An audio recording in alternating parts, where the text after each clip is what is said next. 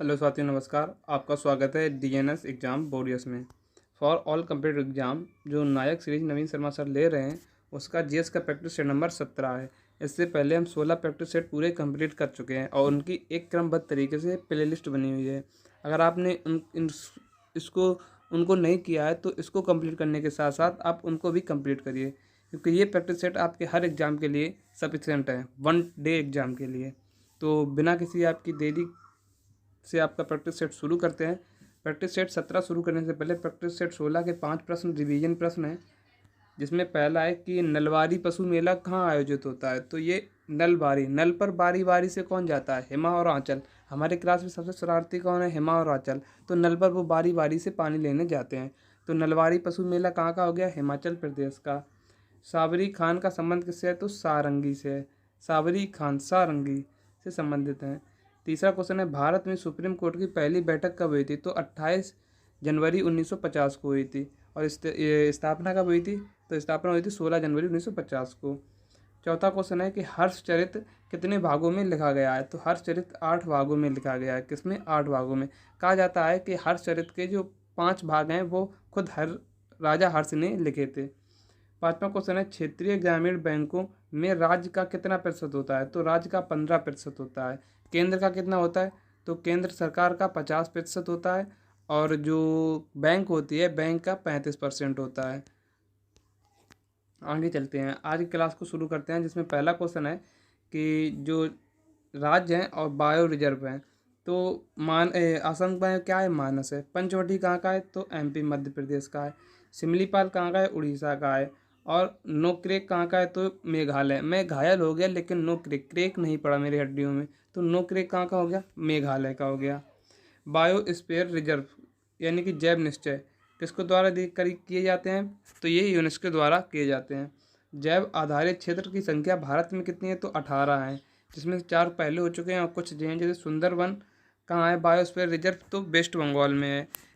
दिहांग बिहांग दिहांग दिहांग दिवांग कहाँ का है? तो ये अरुणाचल प्रदेश का है। अचनक मार कहाँ का है? तो ये मध्य प्रदेश और छत्तीसगढ़ की सीमा पर है। अगर अगस्तस मलाई की बात की जाए तो ये केरल और तमिलनाडु की सीमा पर है। शेषाचलम कहाँ का है? तो ये आंध्र प्रदेश में है। और पन्ना बायोस्फीयर रिजर्व कहाँ है? ये एमपी का है। अगर सबसे पहला बायोस्फीयर रिजर्व की बात की जाए तो कौन सा है? नीलगिरी, जो कि तमिलनाडु में। कब बना था? 1986 में बना था। सबसे बड़ा बायोस्फीयर रिजर्व की बात की जाए तो कच्छ का रण है, जो कि कहाँ? गुजरात में है। और किसके लिए? जंगली गधों के लिए फेमस है। सबसे छोटा बायोस्फीयर रिजर्व कहाँ है? तो डिब्रू साइखोवा है, जो कि कहाँ का है? असम का है। दूसरा क्वेश्चन है कि होयसलेश्वर मंदिर स्थित है, तो कहाँ है? कर्नाटक में। और कित्तूर किला भी कर्नाटक में है और गोल गुम्बद भी कर्नाटक में है। कित्तूर किला किसके लिए? तो रानी चेन्नम्मा के लिए जाना जाता है और रानी चेन्नम्मा का शासनकाल 1824 से 1829 तक है। गोल गुम्बद जो है, सबसे बड़ा गोल गुम्बज गुम्बज कहाँ है? तो यही गोल गुम्बज है, जो कब बना? तो 1656 में बना। अगर बात की जाए मरमर विधि द्वारा बना है। और ये कहाँ है? तो ये बीजापुर में है। कहाँ? कर्नाटक के बीजापुर में है। अगर बात की जाए होयसलेश्वर के बारे में, अगर बात की जाए तो होयसलेश्वर जो है ये 42वीं साइट बनी है और इसमें 3 मंदिरों का समूह है, जैसे बेलूर हुआ, हड़ोबीर हुआ और सोमनाथपुरा के मंदिर हुए। तो ये 3 मंदिरों का समूह है होयसलेश्वर मंदिर में। तीसरा क्वेश्चन है कि वर्ष 2019 में पद्म श्री से सम्मानित नर्तकी नटराज क्या नाम है उनका? नर्तकी नटराज एक भारतीय देश नृत्यांगना है। किसकी नृत्यांगना है? तो भारत नाट्यम की नृत्यांगना है। और इन्हें साहित्य नाटक अकादमी पुरस्कार कब मिला? 2011 में। और ये पहले ट्रांसजेंडर हैं जिन्हें 2011 में साहित्य नाटक अकादमी पुरस्कार मिला। अगर बात की 2021 में पद्मश्री मनम्मा जोगती को किसके लिए? जोगती नृत्य के लिए, जो कि कहाँ के? कर्नाटक से संबंधित हैं। चौथा क्वेश्चन है कि पाल घाट मणि अय्यर का संबंध किस वाद्य यंत्र से है? तो मृदगम से है। मृदगम से कुछ और हैं, जैसे एवी आनंद हुए, टी रंगानाथन हुए, जे वैद्यनाथन हुए और रामानंद राघवन हुए। ये किसके हैं? तो ये मृदगम से संबंधित हैं। हरि प्रसाद चौरसिया किससे है? बांसुरी से। हरि हरि किसका पर्यायवाची है? तो श्री कृष्ण का। और श्री कृष्ण क्या बजाते रहते हैं? तो बांसुरी बजाते रहते हैं। तो हरि कृष्ण चौरसिया का संबंध किससे है? बांसुरी वादक है। जरीन एस शर्मा का संबंध किससे है? तो सरोद से है। किससे? सरोद से है। अली अकबर खान का संबंध सरोद और मेहर घराना से। किसे? सरोद और मेहर घराना से। पांचवा क्वेश्चन है मैथ्यू हेडन की आत्मकथा है कौन सी? मैथ्यू हेडन जो कि ऑस्ट्रेलियन क्रिकेटर हैं, इनकी आत्मकथा कौन सी है? तो स्टैंडिंग माई ग्राउंड। अगर बात करें नो स्पिन किसकी है? तो शेन वॉर्न की है। मोस्ट इंपॉर्टेंट पुस्तक है नो स्पिन, शेन वॉर्न की पुस्तक है। माई स्टोरी किसकी है? माइकल क्लार्क की है, जो ऑस्ट्रेलिया के कप्तान भी रह चुके हैं। अगर बात की जाए टेस्ट टू बिल किसकी है? तो ये ग्लेन मैकग्रा की पुस्तक है। अगर बात की जाए दी विनर्स माइंड सेट किसकी है? तो शेन वॉटसन की है। किसकी? शेन वॉटसन की है। छठवां क्वेश्चन है कि स्वरूपा से संबंध किस नृत्य से है? ओडिसी से है। जतिन गोस्वामी का संबंध किससे है? तो जतिन जतिन कहाँ करते हैं? हम सत्र में करते हैं। और सत्र कहाँ है? सत्रिया का। और सत्रिया कहाँ का है? असम का है। कहाँ का है? असम का है। आगे देखते हैं यामिनी कृष्णमूर्ति का संबंध किससे? कुचिपुड़ी और भरतनाट्यम से। किससे? कुचिपुड़ी और भरतनाट्यम से है। अगर ईसरा पारेख का संबंध किससे है? कथक से। कथक से। उड़ीसा से आप कभी मत भूलना लक्ष्मी प्रिया महापात्रा। महापात्रा जो रूट वर्ड है आप कभी मत भूलना। लक्ष्मी प्रिया महापात्रा हुई, मधुलिता महापात्रा हुई और मोहंती रूट वर्ड हुई है। वैशाली मोहंती। देवा प्रसाद दास का संबंध किससे? तो ओडिसी से है। सिख त्यौहार हैं जैसे लोहड़ी हुई, होला मोहल्ला हुआ, बैसाखी हुई, किसके? सिख त्यौहार हैं। इसी प्रकार गुरु पर्वा, टीका और तीजा ये कौन से सिख त्यौहार हैं। आठवां क्वेश्चन है कि भारत की जनगणना 2011 के अनुसार किस राज्य में जनगणना घनत्व 100 व्यक्ति पर वर्ग किलोमीटर से अधिक दर्ज किया गया? तो कहाँ? राजस्थान में। कितना? 201। अंडमान निकोबार की बात की जाए तो ये 46। जम्मू एंड कश्मीर की कितनी? अंडमान निकोबार यूटी में सबसे कम है। किसका? यूटी में सबसे कम। जम्मू कश्मीर का 56, मिजोरम में 52। और राज्य की बात की जाए तो राज्य में किसमें? अरुणाचल प्रदेश में सबसे कम है। कितना? 17। सिक्किम की बात की जाए तो 86 है। असम की बात की जाए तो कितनी है? ये 397 है। अगर बात की सेवन सिस्टर में सबसे ज़्यादा जनसंख्या घनत्व तो किसका है? तो ये असम का है। किसका? असम का। आगे देखते हैं भारत में कितने व्यक्ति भारत में जनसंख्या तो 382 वर्ग प्रति किलोमीटर में निवास करते हैं।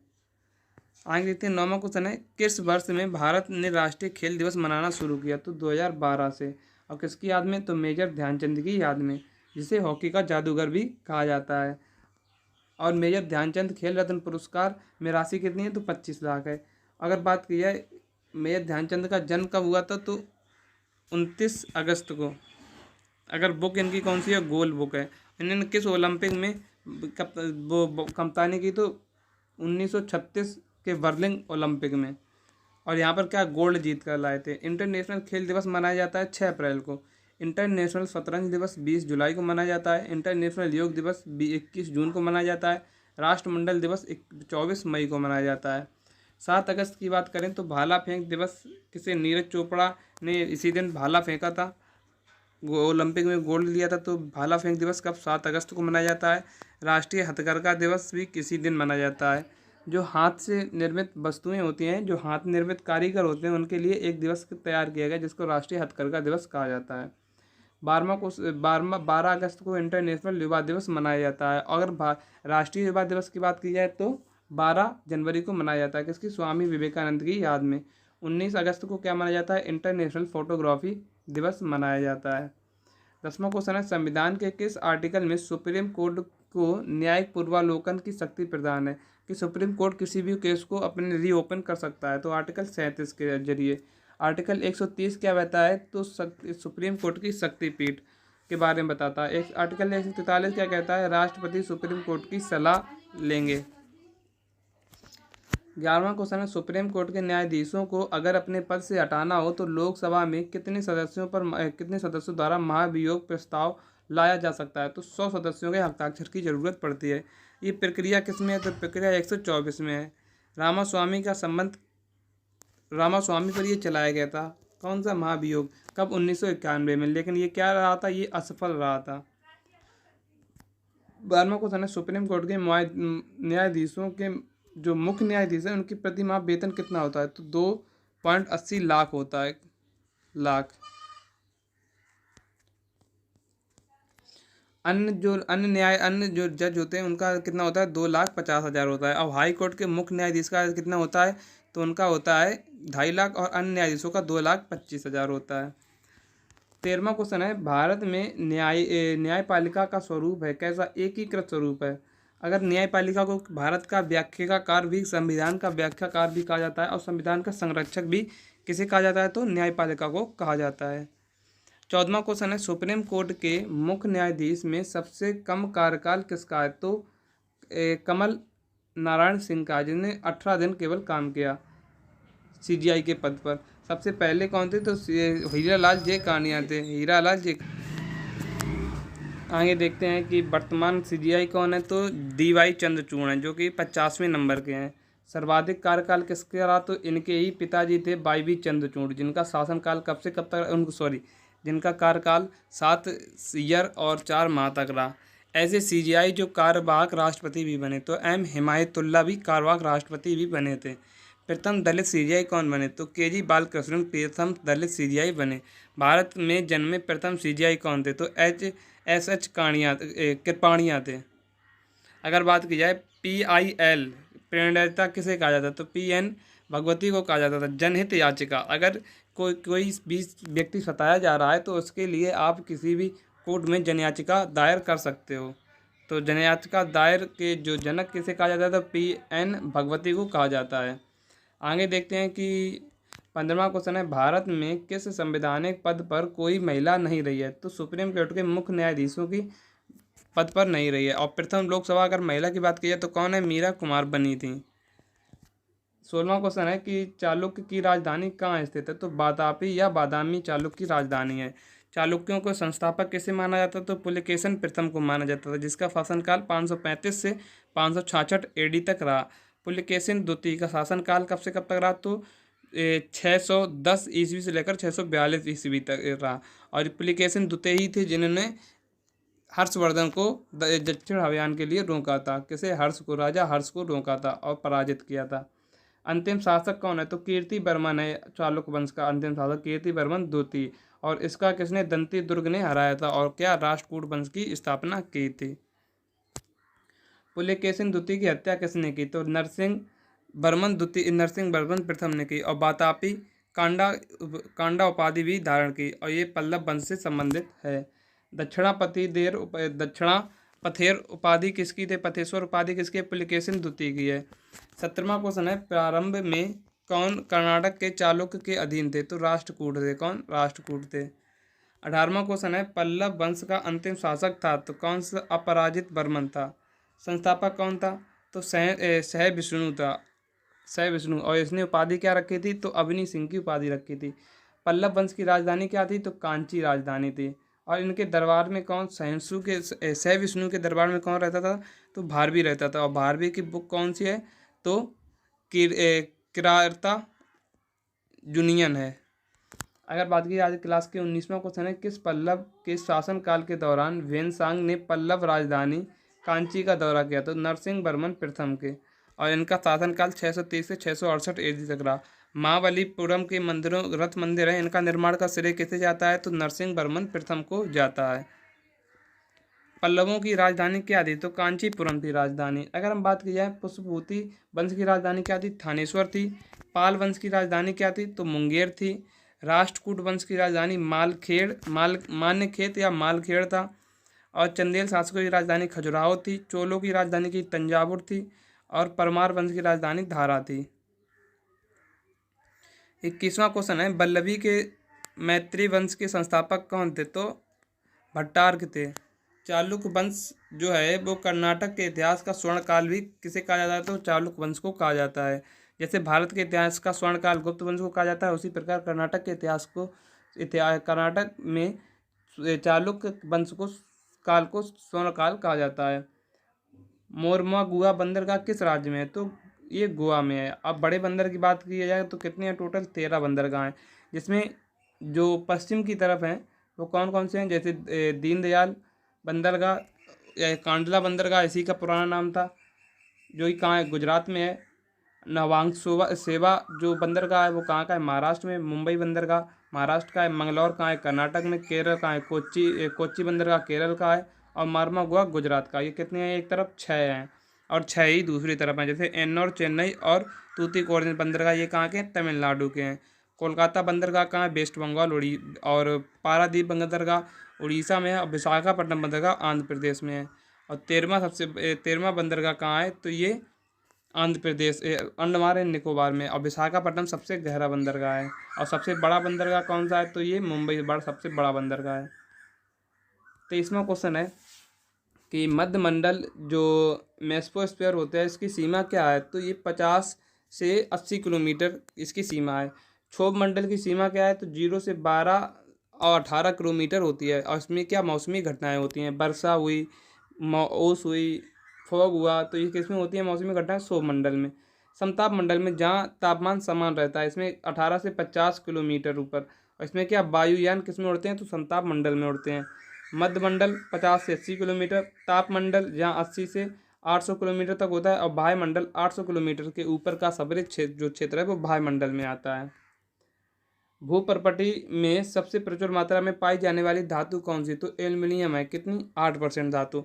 ऑक्सीजन की बात की जाए तो 16%, फिर सिलिकॉन 27%, एल्युमिनियम 8% और लोहा 5%। मानव शरीर की बात की जाए तो मानव शरीर में ऑक्सीजन 65%, फिर हाइड्रोजन 18%, फिर कार्बन 9% और फिर नाइट्रोजन 3% होती है। वायुमंडल की बात की जाए तो वायुमंडल में नाइट्रोजन, फिर ऑक्सीजन, फिर ऑर्गन और फिर कार्बन डाइऑक्साइड। नाइट्रोजन पाई जाती है 78%, ऑक्सीजन पाई जाती है 20%, ऑर्गन पाई जाती है 0.9% और कार्बन डाइऑक्साइड पाई जाती है 0.03%। आगे देखते हैं 25वां क्वेश्चन है, भारत कितने भूखंड क्षेत्रों में बटा हुआ विभाजित है, तो चार जोन में बटा है, 2, 3, 4, 5। और जो 2 है वो सबसे कम खतरनाक है, और जो 5वां है वो सबसे ज़्यादा खतरनाक है। और ये कहाँ आते हैं, नॉर्दर्न ईस्ट में आते हैं। कहाँ, असम वाले क्षेत्र में। भूकंपीय तरंगे जो होती हैं वो 3 प्रकार की होती है, प्राथमिक तरंगे, द्वितीयक तरंगे और जो लव तरंगे होती हैं। तो प्राथमिक तरंगे को अनुदैर्ध्य तरंग भी, और द्वितीयक तरंग अनुप्रस्थ, और लव तरंग जो होती है वो सबसे कम गति की होती हैं लेकिन सबसे ज़्यादा विनाशकारी होती हैं। ये ऐसी चलती हैं तरंगे। आगे देखते हैं, अगर रिएक्टर स्केल की बात की जाए तो रिएक्टर स्केल में 0 से 9 तक की दी जाती हैं। अगर बात की जाए जो 1 होती है और 1 से 2 पर जाने के लिए कितने गुना बढ़ता है तब 2 पहुँचता है, तो ये 0.1 में बढ़ता है 10 गुना, 10 टाइम्स। और तो 1 बढ़ने के लिए किसे इतने 100 टाइम यानी कि 100 गुना बढ़ना होगा, तब वो 1 से 2 होगा। आगे देखते हैं 26वां क्वेश्चन है, ग्लोब पर वह वृत्त जो दिन और रात को विभाजित करता है क्या कहलाता है, पृथ्वी वृत्त कहलाता है। और ये कितने, तो 23 डिग्री अंश पर झुका हुआ है। अगर बात करें 27वां क्वेश्चन है, लोरेंज कर्व क्या दर्शाता है, तो आय विवरण दर्शाता है या आर्थिक विषमता भी दर्शाता है। और लोरेंज प्रणाली विकसित कब हुई थी, तो 1909 में हुई थी, और किसके द्वारा, मैक्स और लोरेंज के द्वारा हुई थी। अगर बात की जाए कि सांख्यिकी माप किसकी, तो गिनी गुणांक कहा जाता है। जितना ज़्यादा विषमता, जितना गिनी गुणांक जितना अधिक होगा उतनी ज़्यादा क्या होंगी, विषमताएँ होंगी। अगर कुंजनेट जो कर्व होता है इसकी बात करें तो प्रति व्यक्ति आय बढ़ने के साथ साथ विषमता भी बढ़ती है और फिर बाद में धीरे धीरे कम होने लगती है। फिलिप्स कर्व जो होता है ये बताता है बेरोजगारी और मुद्रास्फीति के व्युत्क्रम के संबंध दर्शाता है। लोफर कर्व क्या होता है, लोफर कर्व होता है करारोपण की दर घटाएं तो राजस्व में वृद्धि होगी लेकिन एक सीमा तक होगी, उसके बाद क्या होगा, कम होने लगेगा। 28वां क्वेश्चन है, मुद्रास्फीति को नियंत्रण करने के लिए सरकार को क्या करना चाहिए, तो रेपो रेट में वृद्धि करनी चाहिए। रेपो रेट क्या होती है, रेपो रेट होता है कि जो बैंक कर लेती हैं आरबीआई से उसे ही रेपो रेट कहते हैं। तो RBI to other bank, RBI जो अदर बैंक को दर देता है, किस दर पर उधार देता है तो उसी दर को रेपो रेट कहते हैं। अगर बात की जाए 29वां क्वेश्चन है, SEJ का पूरा नाम क्या है, तो सोशल इकोनॉमिक्स जोन है। अगर BOP का पूरा नाम पूछा है तो बैलेंस ऑफ पेमेंट है। BOT का पूरा नाम क्या है, तो बैलेंस ऑफ ट्रेड है। OMO का पूरा नाम है ओपन मार्केट ऑपरेटिंग है। TBC का पूरा नाम क्या है, टोटल वेरिएबल कॉस्ट है। 30वां क्वेश्चन है कि व्यक्तिगत व्यय योग्य प्रोयोज्य आय का अर्थ है क्या, व्यक्तिगत आय या प्रत्यक्ष कर है। व्यक्तिगत आय में माइनस प्रत्यक्ष कर दो तो उनकी व्यक्तिगत आय निकल आएगी। अगर बायोगैस का मुख्य घटक क्या होता है तो मीथेन होता है। बायोगैस को क्या जैसे हम गोबर गैस भी कहते हैं। इसमें मीथेन 55 से 60% मीथेन होती है, कार्बन डाइऑक्साइड 25 से 30% कार्बन डाइऑक्साइड होती है। इसकी खोज किसने की तो एलेंजेंड्रा वोल्टा ने की। कब की तो 1776 में की। और ये कहाँ मीथेन कहाँ मिलती है दलदली इलाकों में। और मार्स गैस भी इसे कहा जाता है। एथेन का फॉर्मूला क्या होता है C2H6 होता है। प्रोपेन का C6H8 होता है। ब्यूटेन का C4H10 होता है। मेथिल एल्कोहल को क्या तो CH3OH कहा जाता है। एथाइल एल्कोहल को क्या C2H5OH कहते हैं। इसे एथाइल अल्कोहल जिसे शराब भी कहा जाता है। 32वां क्वेश्चन है साबुन को जल में घुलने से पृष्ठ तनाव पर क्या फर्क पड़ता है तो ये घट जाता है। अगर तापमान घटेगा तो पृष्ठ तनाव बढ़ेगा और यदि तापमान बढ़ेगा तो पृष्ठ तनाव घटेगा। पृष्ठ तनाव की ऐसा ही मात्रा क्या है तो न्यूटन प्रति मीटर स्क्वायर है। 33वां क्वेश्चन है हीमोग्लोबिन में कौन सा धातु पाया जाता है तो लोहा पाया जाता है। और ये क्या होता है तो रक्त युक्त प्रोटीन होता है।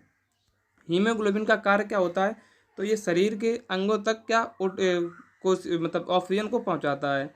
मेल में हीमोग्लोबिन जो 14 से 18 ग्राम पर ml यानी कि पर 1 ml में 14 से 18 ग्राम होना चाहिए। अगर बात की जाए फीमेल में 16 ग्राम तक चल जाता है। कम होने पर अगर हीमोग्लोबिन कम होता है तो क्या एनीमिया और थैलोसीमिया जैसे रोग हो जाते हैं। 34वां क्वेश्चन है ऑरिनोलॉजी का संबंध किससे है तो स्वप्न से है। हिप्नोलॉजी का निद्रा से है। अगर बात की जाए कैलोलॉजी का संबंध सौंदर्य से है। और इथोलॉजी का संबंध प्राणियों के व्यवहार से है। जो हम आपस में व्यवहार करते हैं उसे ही इथोलॉजी कहते हैं। 35वां क्वेश्चन है द्विपद नामकरण या द्विपद्धति नामकरण का पिता किसे कहा जाता है तो कॉर्नलिनियस को कहा जाता है। कॉर्नलिनियस को कहा जाता है। चार्ल्स डार्विन को विकास का सिद्धांत दिया है। अगर रॉबर्ट कोक की बात करें तो इन्होंने क्या तो मृत कोशिका को खोजा था। 36वां क्वेश्चन है मानव शरीर का कौन सा अंग लाइपेज का उत्पादन करता है तो अग्नाशय करता है। और लाइपेज क्या है एंजाइम है और जिसका काम क्या है तो पाचन क्रिया में जैविक उत्प्रेरक का कार्य करना। और ये किसका प्रोटीन का बना होता है एंजाइम। 37वां क्वेश्चन है हाल ही में किस देश ने राष्ट्रमंडल 2026 की मेजबानी से इनकार कर दिया तो किसने कर दिया ऑस्ट्रेलिया ने कर दिया। अगर बात की जाए एशियन गेम्स की तो ये कब 2026 में कहाँ होने हैं तो जापान में होंगे। फीफा वर्ल्ड कप 2024 का फीफा वर्ल्ड कप अब जब होगा 2026 में तो ये कहाँ होगा USA कनाडा मैक्सिको में होगा। अंडर 19 क्रिकेट विश्व कप 2024 कहाँ होगा सब साउथ अफ्रीका में होगा। हॉकी वर्ल्ड कप 2026 कहाँ होगा तो बेल्जियम और नीदरलैंड में होगा। 38वां क्वेश्चन है हाल ही में IPL में सबसे ज़्यादा शतक किसने हैं किसके हैं तो विराट कोहली है कितने 8 शतक। और इसके बाद कौन है क्रिस गेल है। कौन क्रिस गेल जिसके 6 शतक हैं। अगर मिस्टर IPL किसे कहा जाता है तो सुरेश रैना को कहा जाता है। IPL की महान टीम का कप्तान किसे बनाया गया तो MS धोनी को कहा गया। IPL में पहला शतक किसने तो ब्रेंडम मैकुलम ने लगाया था 156 रन बनाकर पहले ही मैच में। भारतीय जो IPL टीम में पहला शतक किसका है तो मनीष पांडे का है। 39वां क्वेश्चन है कि हाल ही में कहाँ जुबानी महोत्सव 2024 हुआ तो लद्दाख में। और डोसमोचे उत्सव भी लद्दाख का है। आज की क्लास का अंतिम प्रश्न और 40वां प्रश्न है कि हाल ही में किसके द्वारा लिखित पुस्तक द आइडिया ऑफ डेमोक्रेसी का विमोचन हुआ तो सैम पित्रोदा के द्वारा हुआ। किसके द्वारा सैम पित्रोदा का। और सैम पित्रोदा किस लिए जाना जाता है तो पीली क्रांति के जनक और संचार क्रांति के जनक के लिए जाना जाता है। अगर पूछा है ड्रीमिंग बुक किसकी है तो ड्रीमिंग बुक है सैम पित्रोदा की। अगर बात की जाए the emerging A green future किसकी बुक है तो भूपेंद्र यादव की है जो कि अभी में लॉन्च हुई है। Thanks for watching DNS exam videos आपकी तैयारी को एक नई दिशा में ले जाने के लिए सदैव अग्रसर। और आपको इस क्लास की अगर PDF चाहिए तो वो मेरे टेलीग्राम चैनल DNS एग्जाम पर अपलोड हो जाती है तो आप वहाँ से इसे डाउनलोड कर सकते हो। मिलते हैं कल एक नेक्स्ट वीडियो में, तब तक के लिए जय हिंद जय भारत।